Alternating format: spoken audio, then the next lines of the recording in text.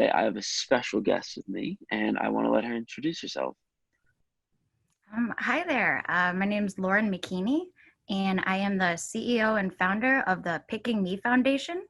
It's the only skin picking focused nonprofit worldwide, founded in 2016 in Chicago.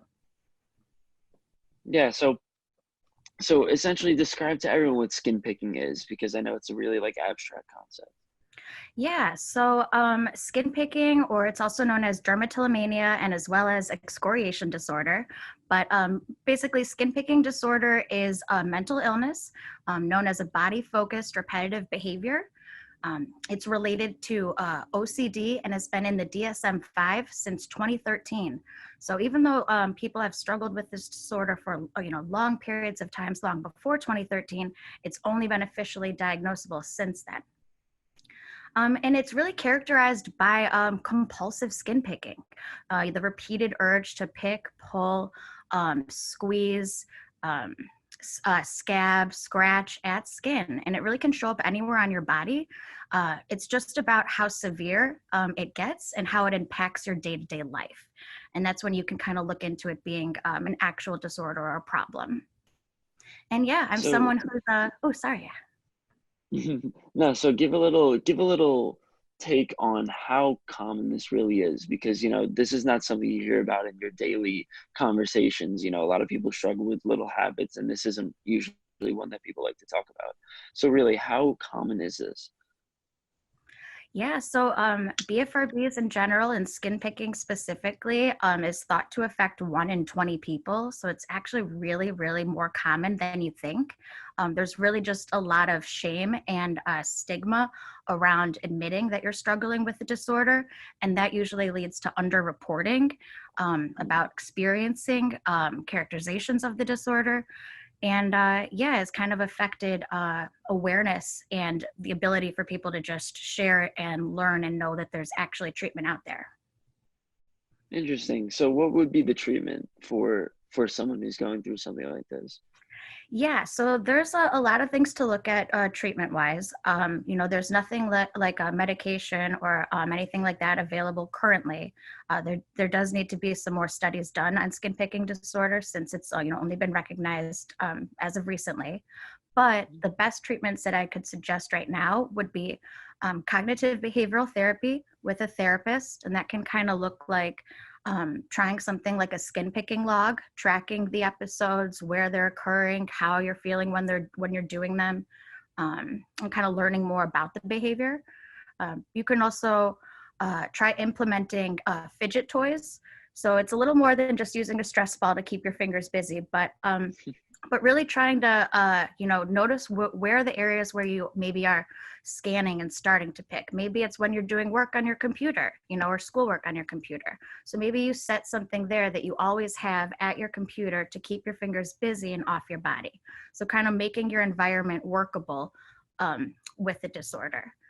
uh, and Okay. also, really changing your environment, being willing to try things like keeping the lights dim to maybe avoid triggers if you're very triggered by seeing areas to pick at, or maybe even avoiding mirrors altogether, just for a little bit, just kind of not going in to investigate any skin imperfections and seeing if that can kind of tame the ingrained behavior a bit. Interesting. Interesting. So why do you think that this is something that nobody really likes to talk about?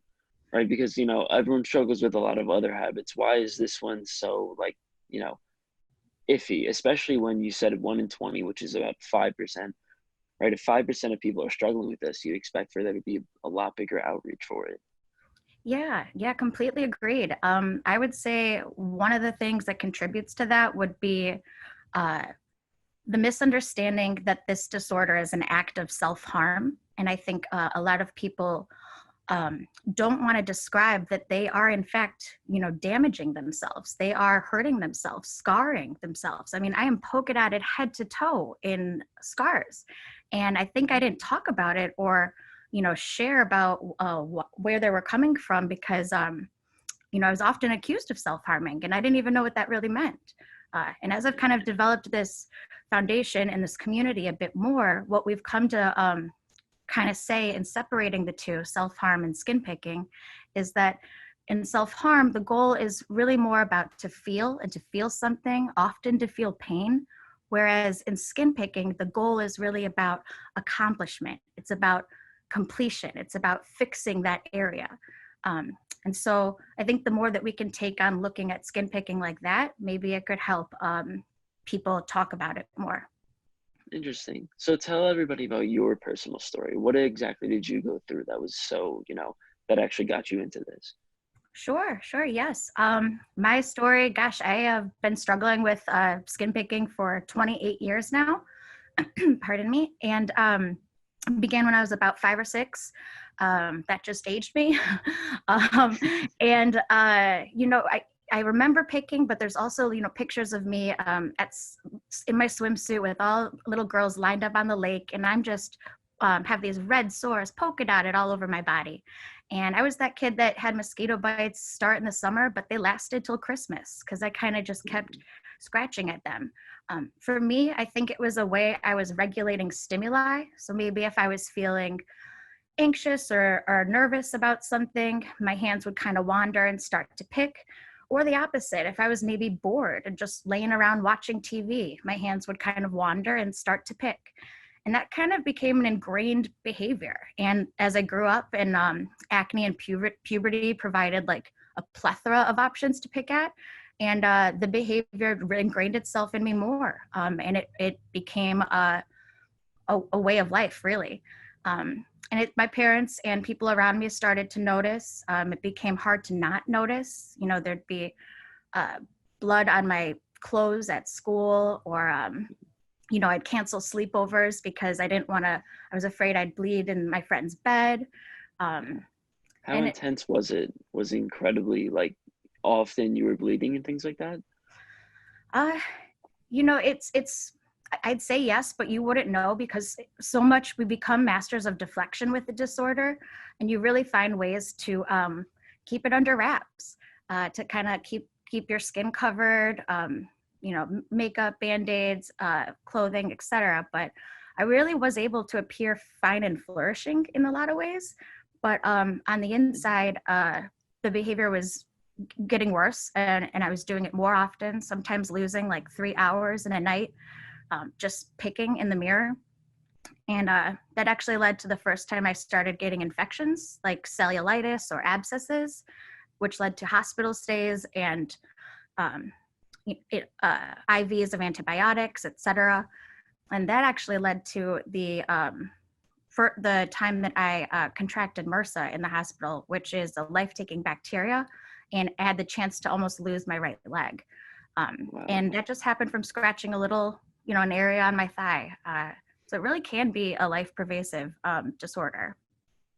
So, do you know about how the disorder actually works? Is it more psychological in terms of the fact, like, we experience a lot of distractions today, right? Like I'd experienced a distraction, maybe like a nervous tick that you might have skin picking. A nervous tick might be for me going on my phone, for example, or or taking a smoke of a cigarette or whatever it may be. Do you know if when you pick your skin like that, do you have the same sort of like dopamine releases in your brain like you would have when you are going on your phone or smoking or things like that, or is it a completely different system? I think that you can say it would relate to that. Uh, I've often compared it to an addiction, to something that um, it's the cycle that you're in, that you get something up from it, it does something, and then you're absolutely deflated from doing it. And then you repeat to get Yeah. that feeling again. Um, and but I'd say there still needs to be more studies to officially say, but as personal experience and the way you're describing it, yeah, I can see a relation there.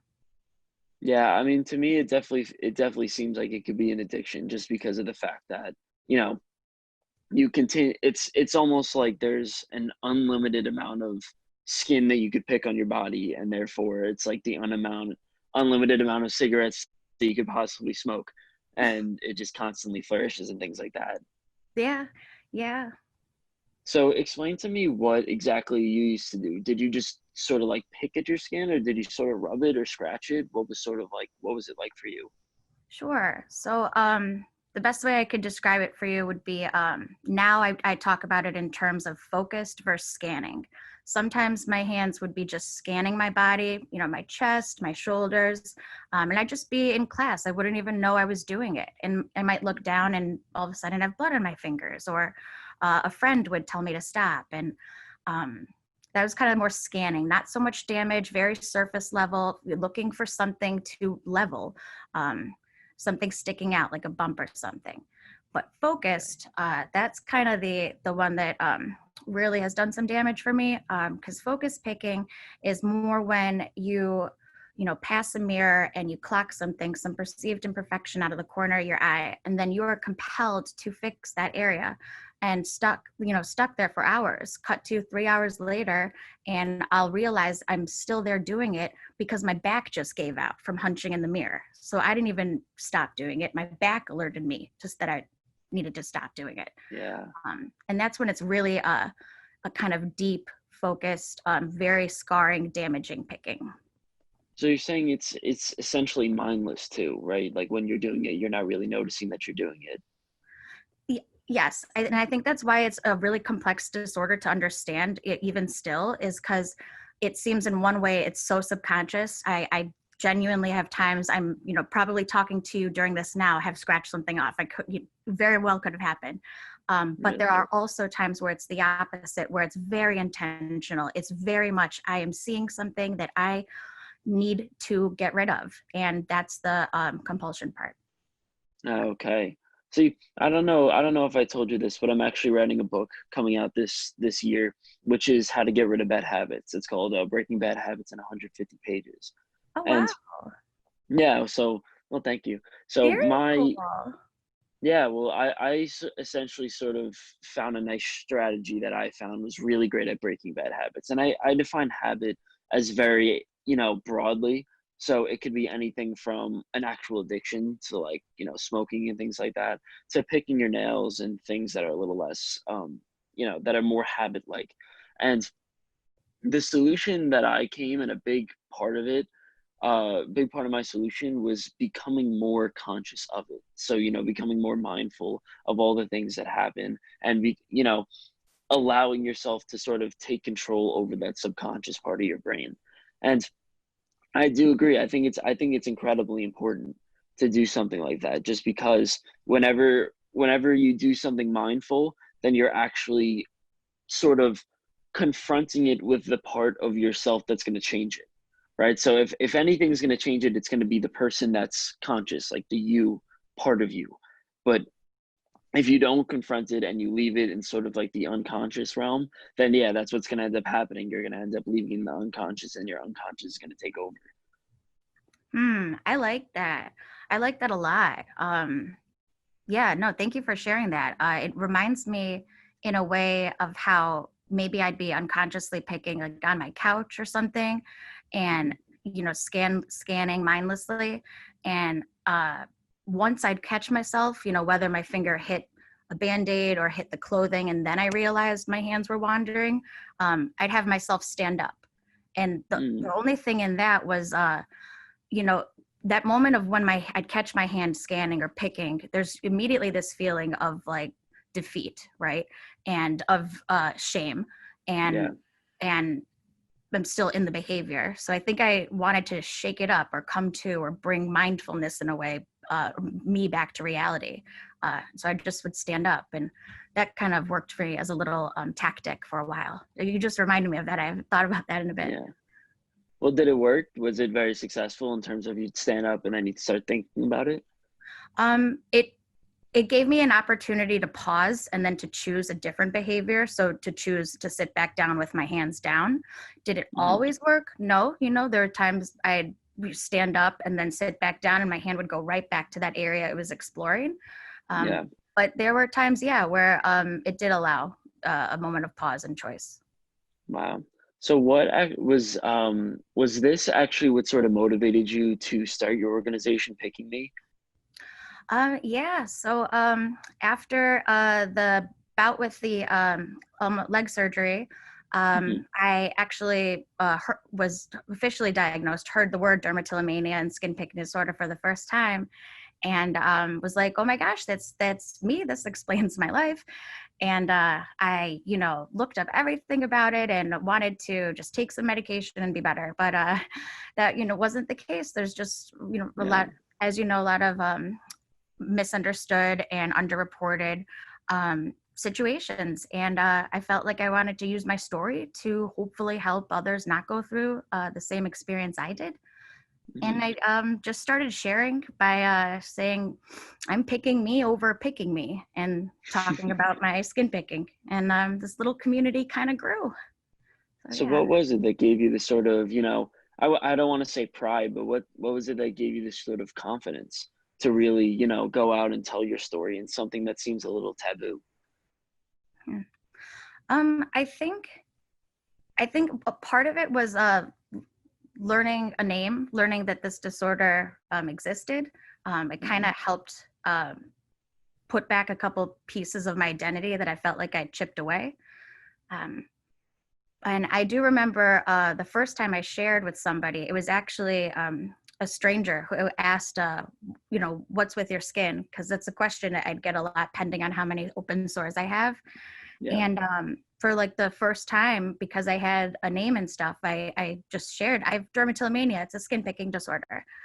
And that was the end of our exchange. And it felt like a weight was lifted. It felt amazing. And I had a taste of mental health advocacy, and I have not shut up since. That must be so interesting. I do completely agree. If you were to go and talk to somebody and be like, I have trouble picking my skin versus I have dermatillomania, right? Like it sounds a lot better to say the latter. It really does, right? So I think that's very powerful saying, I have a registered disorder and that's sort of, that's something that I struggle with. I think that's really cool. Yeah, yeah, thank you. I definitely felt that as well. Wow. So yeah, when you started sharing it with other people, were people very receptive of it? Or, did you ever have any of those moments where someone's like, I have that too. And it was that moment where they realized they also have dermatillomania? Yes. Oh my gosh. Yes. And I still have those moments everywhere I go. Anywhere I go and I share about skin picking, in that experience, being with people, there will be somebody who can relate to what I'm saying, and it's powerful every time it happens, and it's like finding your tribe. And Yeah. yeah, I think when I first started sharing reactions from people who knew me, everyone kind of already knew my skin looked like that, but um, it was the community I found of people who didn't know that this was a thing. The acceptance and the way we support each other. It just really was an organic forming of like this little club that then I was fortunate enough to turn into a nonprofit. Hmm. So explain the nonprofit part of it. What is it like? Sure. The nonprofit is all about choosing yourself over the illness that chose you. We do things like run support groups, which are virtual now, but for skin picking virtually. Um, Art therapy sessions called Drawing with Derma, where you express what the disorder looks like to you. And it's a gallery that's collected from submissions worldwide on our site, which is pretty amazing. We make Wow. and send fiddle packs full of different fidget toys and skin picking disorder information. And we sell those. And every time we sell one, we donate one to a dermatologist or a sufferer in need, just to kind of keep the advocacy going. And we also send out informational packets to dermatologists, as they're sometimes the leading first line of defense that people will see when they're first experiencing issues with skin picking, but they often are the ones who are the least familiar with the disorder. So we're trying to really educate not only the mental health community, but also skincare providers as well. That's incredible. So what is the goal? Is the goal just to get in touch with and help every single person who has dermatillomania? I mean, yes. Pardon me. Absolutely, yes. I this this disorder, this nonprofit, this community is so near and dear to my heart. And I just want everyone who struggles with it to experience the kinship and the family that embracing the disorder and people who struggle just like you can provide. Um, so yeah, I just want to make sure everyone out there who is struggling can find some relief in knowing they're not alone. Hmm. Do you think that there's any way, or do you know what the process would be for something like this to sort of become mainstream or to become more well known? For someone to say, oh, you have dermatillomania as just sort of a casual occurrence rather than something that's not very well known. Hmm. Yeah, that's a great question. I think in, involvement from different communities would be really helpful. For Mhm. instance, we were fortunate enough to partner recently with this pimple patch company, hydrocolloid pimple patches, because I'm very fond of those and they've been very helpful with my personal skin picking management. And just by them putting out an awareness post on what dermatillomania, what skin picking is on their social media, we Mhm. were able to bring in a whole new swarm of community members who had no idea this disorder existed and only found out from this collab from a totally different community than ours. So I think kind of partnering with different communities out there to just keep getting the word out. Oh, okay. Yeah, I do know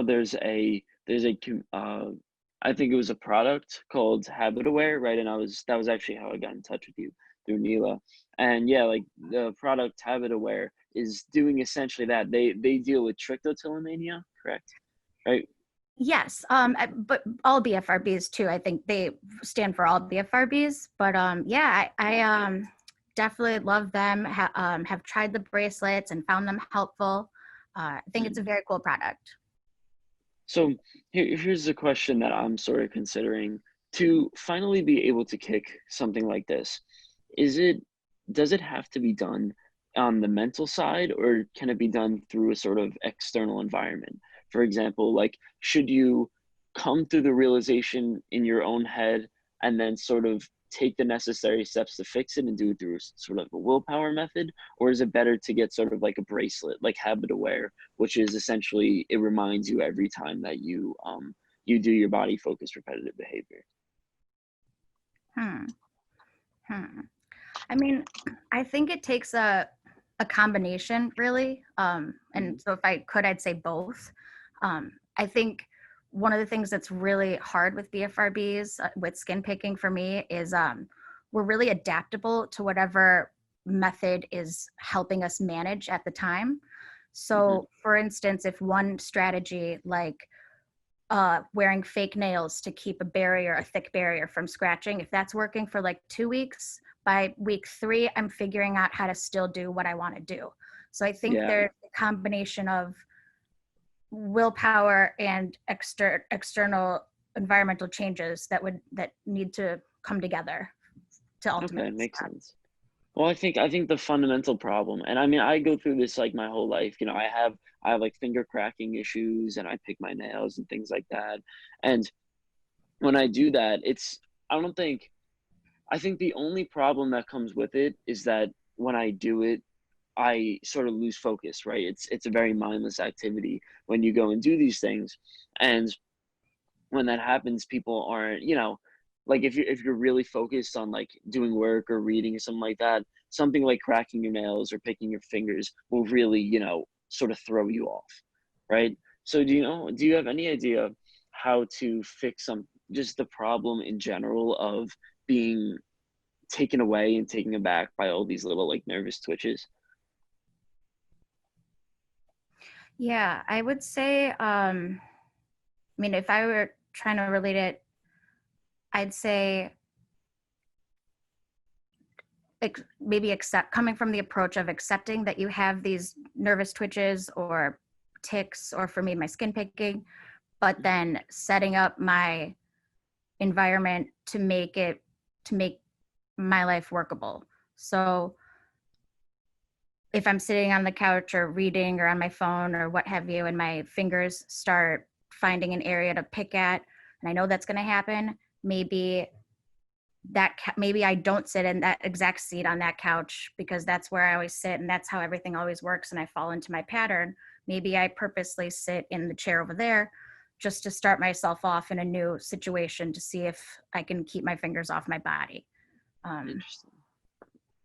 yeah, no, that's hard. It's hard. Yeah. What did you find has been the most helpful out of everything? I know you have the support groups, you have art, you have therapy. Which one do you find is the best? um, so, so I often say with this disorder, it takes tool belts, not just tools in a tool belt, but tool belts, because it's really about um, creating a network that of all these ways that are going to kind of help to get you there. It's like you said, involving self-expression or art or acceptance. Yes, therapy. Yes, the fidget toys and fiddle packs to keep your hands off your body. A dermatologist who understands that what the disorder is, that you can feel comfortable calling upon if you have some area that a professional skincare provider should fix instead of yourself.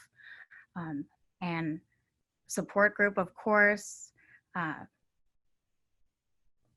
it's really a mix, it's really been and the willingness to keep trying different things, because we do adapt, and I still do struggle with personal skin picking, so I'm always looking and trying and uh, wanting to test out more management tips. And even just that, approaching this as kind of like data and research, that's even been game changing for me too, because it's kind of taken it away from this negative place of controlling my body and controlling my life, and turned it into something that I'm exploring and I'm and doing something about, and I'm taking control back from now. Yeah. And you're also trying to do it for others, right? You're trying to sort of experiment on yourself so that others could help themselves. Yeah, totally. Absolutely. Yeah, right. I think that's a big part of it. I've found and part of what I talk about in my book, for example, I note that when you have sort of like a responsibility to do something, right? It's more difficult taking out the trash, for example, if someone else might do it for you, or if it's not that important that you take out the trash. But if it's your responsibility, like it's something delegated to you that you must take out the trash every Tuesday night, then you sort of feel that sort of like in immense innate pressure that's put on you to actually go and fulfill your responsibility, whether it be for skin picking, whether it be for taking out the trash, or something that is like something of really really great importance. So I find that the best thing that you can do, and I go deeper into this, I say that you need to make it literally like delegate that to yourself. This is my responsibility to do this. Like it is not sort of like a privilege. We sort of believe, like subconsciously we believe, yeah, it's a privilege. It would be nice if I got rid of this, for example. It would be nice if I stopped picking my skin. Instead, you say, it is my responsibility. I owe this. And for usually it's better to say, I owe this to somebody, right? So for you, you owe it to your entire community, which is really wonderful, right? You could say, I owe my skin, fixing my skin picking so that I can be a role model for all the people around us, right? And someone who's taking out the trash might also say, I owe this to my family because you know what? I want to be a positive role model for them and show that I could uphold the responsibilities of life, right? So I find that the best thing to do is to give yourself that big like responsibility. And I think you've done a great job with that, right? Like you're putting a lot of responsibility on yourself, saying, you know what, I'm going to do this. I'm going to experiment for everyone else. Yeah, no, thank you. And I followed that. That's really interesting to look at it like that. Um and you say you go further into that in your book? Well, I go through like a nice process of how you could integrate that into your life. So that's sort of like the main, topic on why that is. And then I go deeper into, you know what, I'll even dive deeper. So they, there was a psychologist, his name's Jordan Peterson. He goes deeper into this and he asks a question. And I thought this was a super interesting question. He goes, if I gave you a pill, right? If I was a doctor and I gave you pills, right, and said you have to take these pills, then statistically you would take the pills most of the time. You'd take the pills a decent amount of the time and be like, ah, yeah, sometimes you miss it, sometimes you forget. And people would ask, why would you not take these pills? These are pills that are designated for you, right? But the for some reason we just don't take the pills. Like we're not as accountable on ourselves. But if you went to the vet and the doctor said, "Hey, you need to give your dog these pills," right? You would give those pills 100% of the time, every single day. You would do it no matter what. Totally. And why is that, right? Like, what is the reasoning why we do that? He tries to go in deeper as to why. I'm not sure if I completely agree, but it's a good argument. He essentially says that it's because we are so flawed, and when we look at ourselves, we believe that we are flawed, and there's a subconscious element saying, "Oh, then maybe I don't deserve these pills, or maybe I'm not as much of a priority as my dog." So I don't know if I completely agree with that, right? Like there's a lot of psychology that goes into it, but all I care about is like that's true. That's all I know. Like it's true that we would give our pills to our dogs. And the same thing with our children, right? It's the same thing with our children. If we had to take responsibility for our friends or parents, like whatever. So in my book, I dive deeper and I sort of put those two together. So I say, have a responsibility, but also focus on other people when you talk about getting rid of your habits.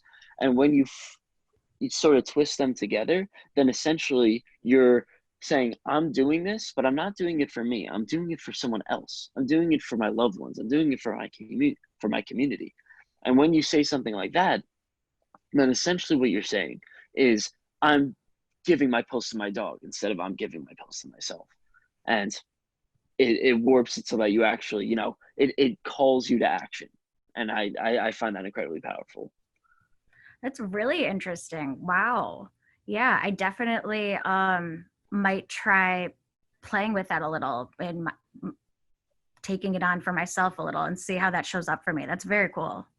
Yeah, sure. Sure. No, that would be awesome. Like that'd be I always right now I'm actually starting to do a thing called beta reading. So my book is essentially in the works right now. So it'll be up by December of 2020.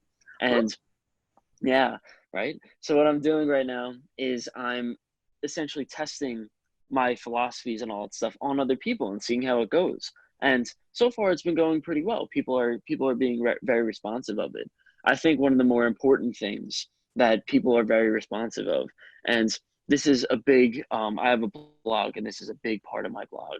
So essentially, what I say is that within our sort of life, we are living a story, right? So your story is the hero's journey that you are on. You are a hero in your own life, right? So, for example, every single story that you see, most adventures, for example, every Disney movie, there's going to be some sort of hero, right? So the hero goes and conquers, their demons and gets a treasure, right? You'll see that in The Lion King, for example. They go, he has to run away from home and then he has to defeat his uncle to finally win back the Pride Lands and, be the king that he was meant to be.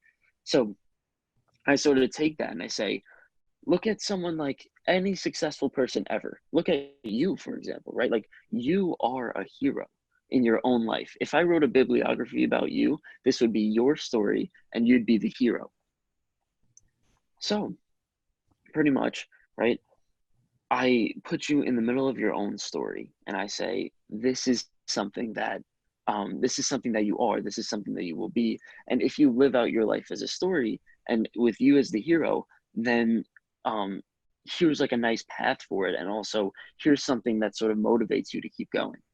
And when people think about that in that framework, they're like, I don't want this habit to define me. I don't want it to be the demon, right? Essentially, in every story you come to a confrontation with a dragon, a beast, whatever, right? When you're doing that, you don't want that to be the final chapter. You don't want it to be like, oh, in my entire story, I was never able to conquer my demons. People are like, no, I'm going to do this because in my story, that is not going to be the final chapter. And I find that people are very inspired by that. Yes, yes, that I totally hear that. And I agree, you know, and I really think that sharing just my story and then with having the community know that it's helping a community, I think that's something that motivates me completely, you know, knowing Yeah. that it's for that it's doing something for other people. Yeah. I mean, in your situation, I think you like fit the narrative of a hero very, very well. You really have. Like it's really impressive because what you do is you take the problems that you're experiencing with yourself and you know take it as a mission instead of something that to struggle with, right? And you struggle with it, but you're also doing it as a community and you're bringing people together and things like that. And I think it's really incredible going through that because you're the hero of not only your own story, but you're the hero of an entire community story. Oh, thank you. Thank you for sharing that. And wow, yeah, it's very, very cool to hear and to think of it that way. But um, yeah, I'm very excited for your book. Yeah, no, thank you. I'm very excited for it too. I think well, so I will wrap this up. I will be very cognizant of your time. It's 3:44. So I just wanted to get everybody into it. So how could they find you on social media? How could they get in contact with you? All those things. Yeah, sure, sure. So I you can find more about my nonprofit, the Picking Me Foundation, at pickingme.org, and on any social media at pickingmefdn. And of course, we love our hashtag, hashtag picking me. So if you just search that hashtag, you can find other stories to relate to. And feel free to reach out to me anytime, anyone who's struggling. I really am I'm here and I want to help. All right, awesome. I really appreciate you coming on. This is a very great conversation. Thank you. No, this was amazing, Nick. I really appreciate your insight and getting to speak with you and look forward to what we can do, what's to come. Yeah, hopefully. All right, well, you take care. You have a great day. All right. All right. Thank you. You too. Bye. Bye.